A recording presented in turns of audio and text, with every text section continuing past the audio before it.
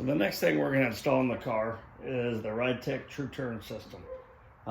Is everything you'll get in the box.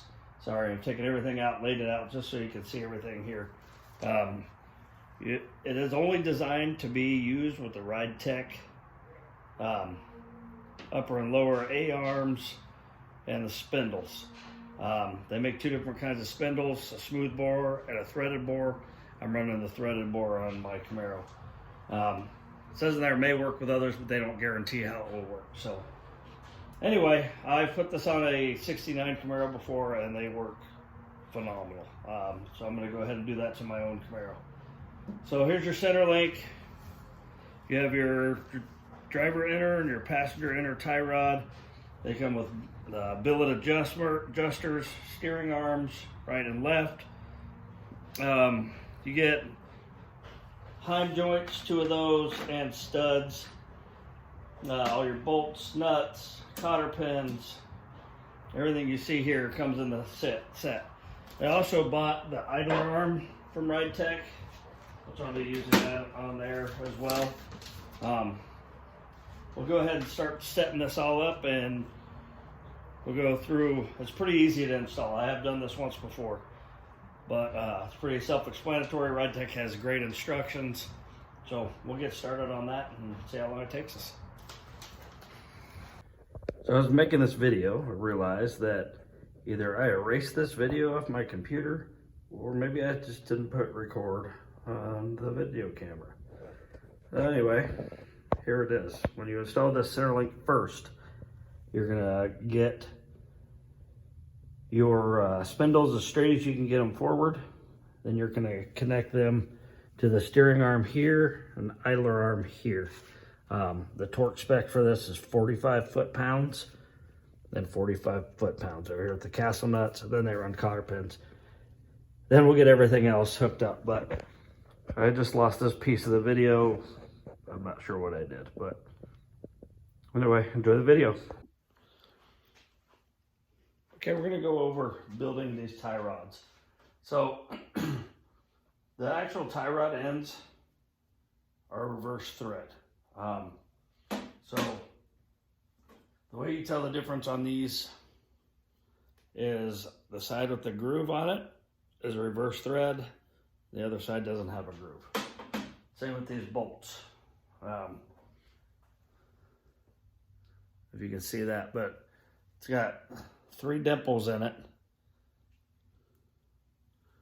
If I get it close enough to see that.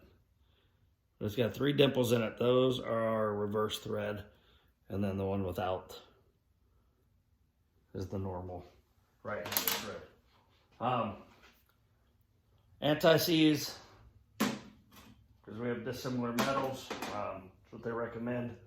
They have sight holes in here so you can make sure the threads are engaging correctly. What I'm going to do is I'm going to try to get these about all the way in as far as I can, and then I'll measure them and kind of get them as close as I can before I put them in the car. As you can see, the passenger side is bent. That's for the idler arm, give it clearance.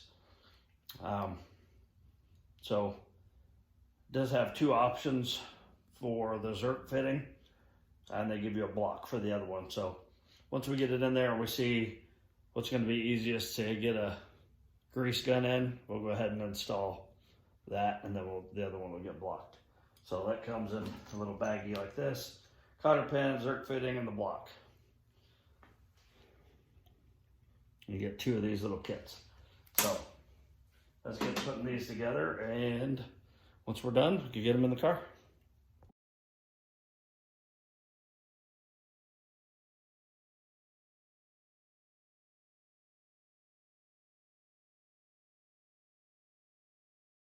What we're going to do next is we're going to install the steering arm. This is the passenger side. Remember where the steering arm connects is to the rear of the car. This bolt holds a little thicker than this. So you do your 4 bolts, you get a 2-inch and a 2 1/4 inch.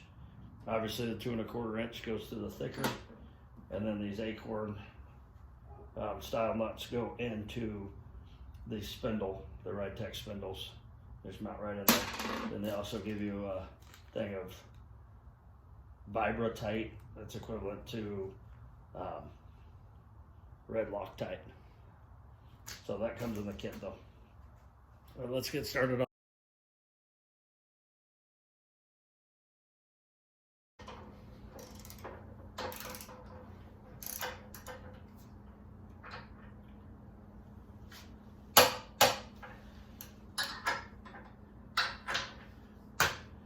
So we'll get both of these done. 75 is we're going to install the stud for the heim joint.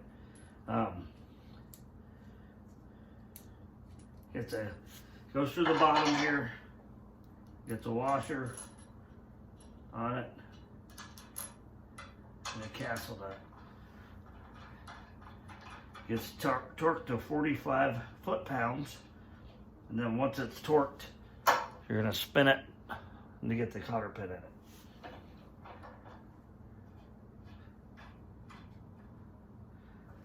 So we will torque this all down when we get the tie rod installed. So I'm going to go ahead and get this put in now. I tried to get the spindle as straight as I could. I realize the suspension's all the way out, but I'm going to try to make it as close as I possibly can. I have some play on either side of this. So when I get this in here, like that, it pushed it forward a little bit. I'm going to kind of adjust that out a little bit. I just want it to be as close as possible. I know it's not going to be perfect, but let's get these on here. Once these are all on here, I will go ahead and adjust everything as close as I can get it for now. I'll torque all these. I'll go through, do all the torque specs. These are 45 foot-pounds. These are also 45 foot-pounds. So when I go through, I'll get everything torqued down, and hopefully the steering will be all ready to roll. Next, we are going to install the front Swaybar, obviously Ridetech. Come with the bushings, the mounts, the bolts, the washers. They use Moog for the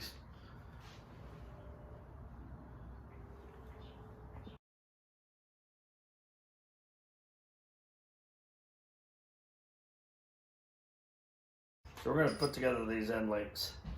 Start with your main bolt. Gets one of the washers, and then a bushing. And you see the bushing kind of snaps right over that washer. So as you do that, you're going to come up through the lower control arm. It gets another bushing and another washer. Then it'll get this spacer right here, the hexagon spacer, another washer,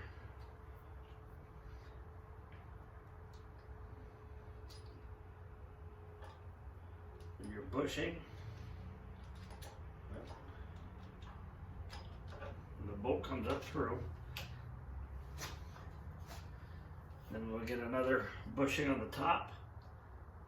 I have to push this down a little bit. And then you get a bolt with a washer already in it that slides right down through. And we'll start it on the nut.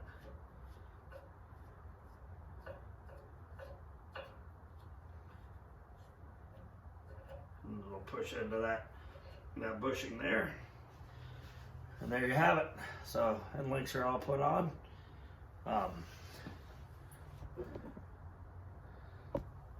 We'll get everything torqued down. So the bushings here are 17 foot-pounds of torque. We'll torque those down.